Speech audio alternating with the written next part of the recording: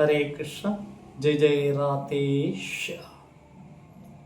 ஓம் அஞ்ஞானதிமிராந்தஸ்ய ஞானாஞ்சனசலாக்கயா சக்ஷுருன்மிலிதம் யேன தஸ்மை ஸ்ரீ குரவே நமः. நம ஓம் விஷ்ணுபாதாய கௌரங்க பிரஸ்வரூபிணி ஸ்ரீ பக்தி விபூதாய போய் போதயன இதி நாமினே. எனது ஆன்மீக குருவின் தாமரை திருவடிகளில் சிரம் பதித்து எல்லா வைஷ்ணவர்களுக்கும் அடியேன் வாமனதேவின் பணிவான நமஸ்காரம். இன்றைய வகுப்புல கிருஷ்ண உணர்வு, இந்த பக்தி நமக்கு எவ்வளவு முக்கியமானது, எப்படி இதை பார்த்துக்கணும், இதுதான் இன்றைய வகுப்பு. அழகான ஒரு வேடிக்கையான ஒரு கதையுடன் அந்த கதை நமக்கு உணர்த்தும் தத்துவத்துடன் நம்ம இதை பார்க்கலாம். அரிது அரிது மானிடராய் பிறத்தல் அரிது. இந்த மனித பிறவி ரொம்ப ரொம்ப ரொம்ப விசேஷம். துர்லபம் மானுஷ ஜென்மா.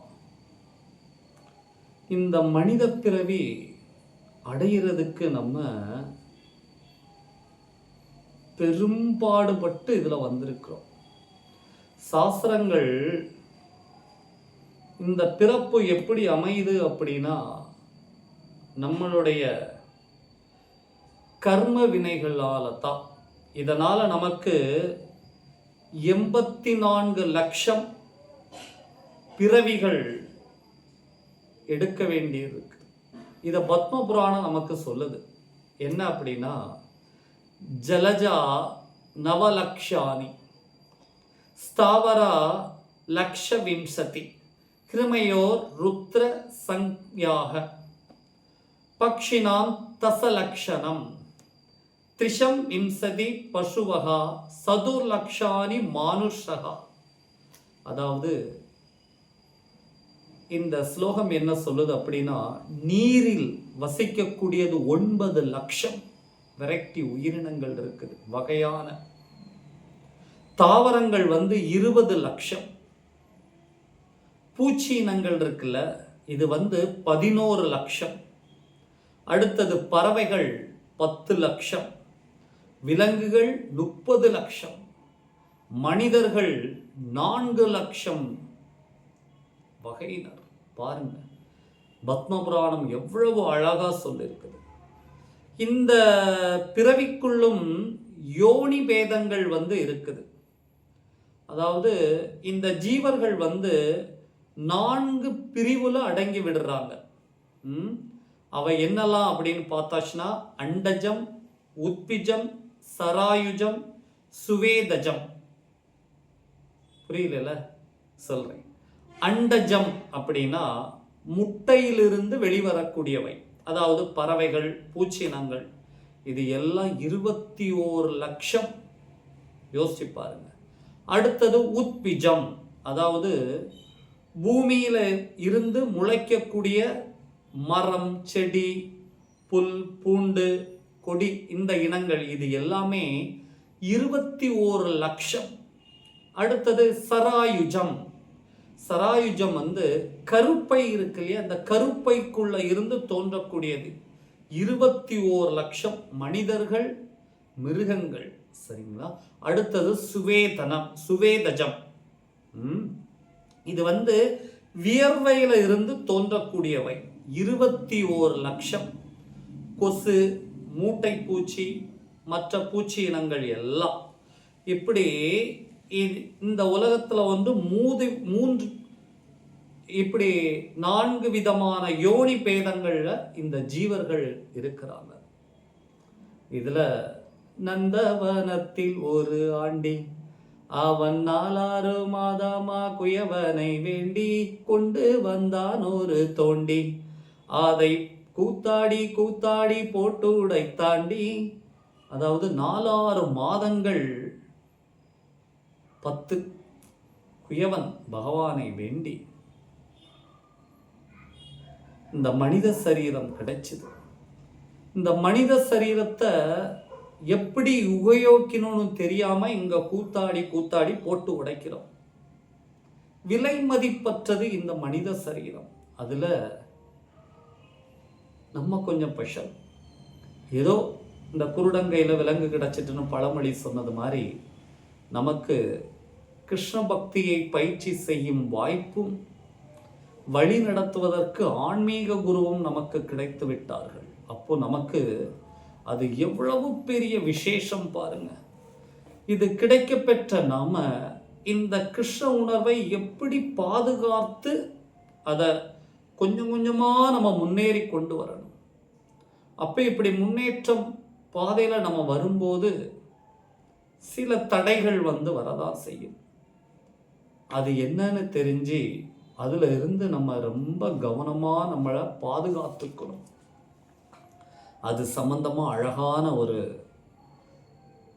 சிறிய சரித்திரம் கதை நம்ம பார்க்கலாம். அதாவது முட்டாள் நண்பன் கதையினுடைய தலைப்பு. பஞ்சதந்திர கதைகளில் வரக்கூடிய இந்த முட்டாள் நண்பனை பற்றி நம்ம பார்க்க போகிறோம். அதாவது ஒரு ராஜா மிகப்பெரிய ஒரு ராஜ்யத்தை ஆட்சி செய்து வர்றார். அந்த ராஜ்யத்துல தர்ம நெறி பார்க்காம தர்ம நெறியோட நடந்துக்கிறார். மக்களுடைய நிறை குறைகளை எல்லாம் கேட்டு அதையெல்லாம் சரிப்படுத்தி அவ்வளவு சீரும் சிறப்புமாக அந்த ஆட்சியை நடத்தி கொண்டு வருகிறார். ஒரு நாள் அரசவை தர்பார்ல மந்திரிகள் பிரஜைகள் எல்லாம் புடைசூழ ராஜா சிம்மாசனத்துல உட்கார்ந்துண்டு அங்க இருக்கக்கூடிய பிரஜைகளினுடைய நிறை குறைகளை கேட்டுட்டு இருக்கிறார். ஏதாவது இருக்குன்னா சொல்லுங்க, நான் சரி பண்ணி கொடுக்கிறேன் அப்படின்னு அந்த தர்பார்ல கூட்டம் நடந்து கொண்டு இருக்கும்போது ஒரு வானரம், குட்டி வானரம், குரங்கு, அது எப்படியோ வழி தவறி வாயில் காப்பாளன் கண்ணில் ஏதோ மண்ணை தூவி எப்படியோ அது தர்பாருக்குள்ள வந்துடுச்சு. உள்ள சவுண்டு போட்டுட்டு அங்க இருந்த துணியை பிடிச்சு பக்கத்து ஜன்னல்ல தாகிறது, அங்க இருந்து இங்க தாகிறது, இப்படியே அங்கே எங்கேயும் சுற்றி திரிந்து ஓடிட்டு இருக்கும் போது காவலாளிகள் அங்க இருந்தவங்களும் அதை பார்த்து சிரிச்சாங்க. மன்னருக்கும் அது அதை பார்க்கும்போது ஒரு புன்னகை வந்தது. உடனே காவலாளிகள் அதை விரட்டுவதற்கு சொல்லும்போது மன்னர் நிறுத்துங்கள் அப்படின்னு சொல்லி, ஏன் அப்படின்னா அந்த வானரத்தினுடைய சிறிய சேட்டைகள் எல்லாம் மன்னருக்கு ஏதோ ஒரு விதத்துல ஆனந்தத்தை கொடுத்து விட்டது. அதனால அந்த வானரத்துக்கு யாருமே இடைஞ்சூறல் பண்ணக்கூடாது அப்படின்னு உத்தரவிட்டு விட்டார். அது மட்டும் இல்லாம அந்த வானரத்துக்கு மேல ஒரு உரிமை, ஒரு பற்றுதலும் வர ஆரம்பித்தது. என்ன செய்தார் அந்த ராஜா? அந்த வானரத்தை தன்னுடைய செல்ல பிராணியாக வளர்க்க ஆரம்பித்தார். அதுதான் இப்ப நாயை வளர்த்து பப்பி குப்பி சப்பின்னு பேரை போட்டு வெளியே வளர்க்க வேண்டியதெல்லாம் வீட்டு ஏசி ரூம்ல பெட்ல போட்டு அதை கட்டி பிடிச்சு தூங்கக்கூடிய அளவுக்கு நம்ம நாகரிகத்துல முன்னேறிட்டோம் இல்லையா? அது மாதிரி இந்த ராஜாக்கு அந்த வானரத்துக்கு மேல பற்றுதல் அந்த வானரத்தை தன்னுடைய செல்ல பிராணியாகவே வளர்த்து வருகிறார். வானரமும் நாளொரு வண்ணமும் பொழுதொரு மேனியுமாக செல்லமாக வளர்ந்து வருது. அந்த வானரத்துக்கு முழு சுதந்திரம். அது யாரும் தடை பண்ணக்கூடாது. அது ராஜா எங்கெல்லாம் போறாரோ அங்கெல்லாம் அந்த வானரம் கூடவே செல்லும். ஏன் இந்த வானரத்துக்கு மேல ராஜாக்கு இவ்வளவு பற்றுதல் அப்படின்னா, சில நேரம் ராஜா ஆசனத்தில் அமர்ந்திருக்கும் போது இந்த வானரம் ஓடி போய் ராஜாவனுடைய காலையெல்லாம் அப்படியே அமுக்கி மசாஜ் பண்ணி விடுவான். ராஜாக்கு ஆஹா எவ்வளவு அழகா சேவை செய்யுது அப்படின்னு அந்த வானரத்துக்கு மேல பற்றுதல். அது மட்டும் இல்லாம ராஜா எதையாவது மறந்து வச்சுட்டு வந்துட்டாருன்னா அந்த வானரம் பார்த்து ஓடி போய் அதை எடுத்து கிடுகிடுன்னு ஓடி மன்னர்கிட்ட கொடுக்கும், மன்னரே இருந்தாங்க அப்படின்ட்டு. மன்னருக்கு இதெல்லாம் பார்த்து அந்த வானரத்துக்கு மேல ஒரு அன்பு வந்துடுச்சு. ஒரு நாள் மன்னர் ஒரு உடல் சோர்வின் காரணமாக தன்னுடைய அந்தப்புற தோட்டத்துக்குள்ள போய் கொஞ்சம் உடல் சோர்வை போக்கிக்கணும், ஒரு நித்திரை நம்ம செய்தா தூங்குறோம் அப்படின்ட்டு நினைச்சுக்கிட்டு அந்தப்புற தோட்டத்துக்குள்ள போகும்போது இந்த வானரமும் கூடவே போகுது. மன்னர் இப்படி பார்க்குறார். பார்த்து அதை பார்க்கும்போது ஒரு சிரிப்பு, இருந்தாலும் நல்ல உடற்சோர்வு. அப்போ அவர் ஒரு அழகான மரத்தடியில் அப்படியே சாய்ந்து இருந்தவர் அப்படியே ஆழ்ந்த நித்திரைக்குள்ள போயிட்டார். உடனே இந்த வானரம் பார்த்து, என் மன்னர் தூங்கிட்டார், இதுக்கு நான் பாதுகாவலன், சிறந்த பாதுகாவலன் நான் தான், இந்த தூக்கம் கலையாம நான் மன்னரை பார்த்துக்கணும் அப்படின்ட்டு இந்த வானரம் பிளான் பண்ணி அப்படி ரொம்ப கண்ணும் கருத்துமா மன்னர்கிட்ட அப்படின்னு நிற்கிது. ஒரு சின்ன இடைஞ்சல் வரக்கூடாது அப்படின்னு. இடைஞ்சல் வரக்கூடாதுன்னு நினைச்சது தான் உண்டு. ஒரு ஈ வருது, அப்படின்னு அழகா பறந்து மன்னருடைய காதுக்குள்ள வட்டம் அடிக்குது, மூக்குக்குள்ள வட்டம் அடிக்குது, வாயில வட்டம் அடிக்குது. இந்த குரங்கும் ஷு ஷு ஷு அப்படின்ட்டு அந்த ஈய வந்து விரட்டுது. ஈ போகுது, மறுபடியும் வருது, குரங்கு விரட்டுது, ஈ வருது, குரங்கு விரட்டுது. ஒரு லெவலுக்கு பிறகு இந்த குரங்குக்கு ஒரு கடும் கோபம். என்ன இது விரட்ட விரட்ட வந்துடுது, இதை என்ன பண்ணலாம் அப்படின்னா, இதை இனி கொல்றது தான் சிறந்தது. இதுக்கு மன்னர், என் மன்னருடைய தூக்கத்தை கலைக்காம இருக்கணும்னா இந்த ஈயை நான் கொல்லணும் அப்படின்னு இந்த வானரம் நினைச்சிட்டு சுற்றும் முற்றும் அப்படியே பார்க்குது. பார்த்துட்டு எப்படி கொல்லலான்னு பார்க்கும்போது மன்னர் தன்னுடைய வாழை வந்து கொஞ்சம் தூக்குங்க போகிறதுனால கழத்தி வச்சிருந்தார். மன்னருடைய இந்த வாழை பார்த்தது குரங்கா, இதை வச்சு இந்த ஈயை நான் துண்டா வெட்டி கொல்லணும் அப்படின்னு சொல்லி அந்த வாழை உருவி அப்படி தூக்கிட்டு இப்படி நிற்கிது, வா அப்படின்ட்டு. அப்போ அது வாழை தூக்கிட்டு நிற்கிது. அந்த ஈ மறுபடியும் வருது, அப்படியே வட்டம் அடித்து அது நேராக வந்து மன்னருக்கு மூக்கில் போய் உட்கார்ந்து அதுக்கப்புறம் அப்படியே கழுத்தில் வந்து உட்காந்துச்சு. இந்த வானரம் பார்த்துச்சு, ஆஹா இனிமேல் நீ தப்பவே முடியாதுன்னு அந்த வாழை தூக்கி அந்த ஈயை ஓங்கி, கழுத்தில் இருந்த ஈயை ஓங்கி ஷக்குன்னு ஒரு வெட்டி வச்சு ஈ பறந்துடுச்சு. அவ்வளோதான். அந்த வாள் மன்னருடைய கழுத்தில் இறங்கி ஐயோஹோ அப்படின்னு அலறியபடி மன்னன் அங்கே உயிரை துளைத்தான். உயிர் போச்சு. இப்போ பார்க்கும்போது இது அழகான ஒரு வேடிக்கையான விசித்திரமான ஒரு கதை. இந்த கதை நமக்கு என்ன சொல்லுது அப்படின்னா, அதாவது முட்டாள் நண்பனை